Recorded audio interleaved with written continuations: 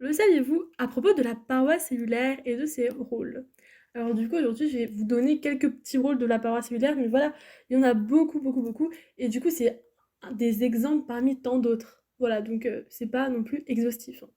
Mais bon, j'ai trouvé que c'était quand même intéressant à savoir. Alors déjà, la paroi cellulaire assure la protection du protoplaste. Le protoplaste, c'est une cellule sans paroi. Mais c'est aussi une structure très importante pour l'adaptation des plantes aux différents environnements durant l'évolution.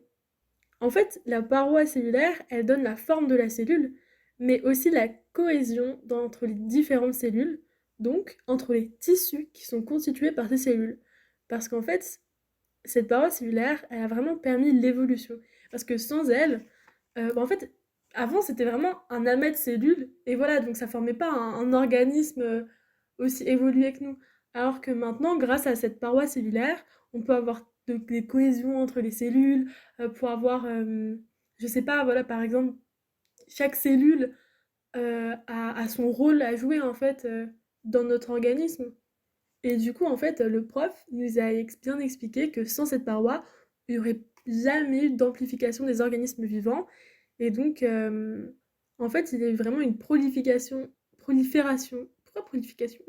Une prolifération cellulaire, mais surtout une organisation qu'il n'y avait pas avant. Et donc, grâce à tout ça, ça a donné des êtres aussi évolués que nous. Voilà, du coup, c'était tout pour le saviez-vous du jour. J'espère que vous avez bien compris, hein. Je me suis peut-être un peu mal exprimée. J'essaie de faire un effort, mais je suis pas forcément très douée. Du coup, voilà, bah, n'hésitez pas à vous abonner et à demain pour un nouveau Le saviez-vous mieux expliqué. En tout cas, je l'espère. À demain!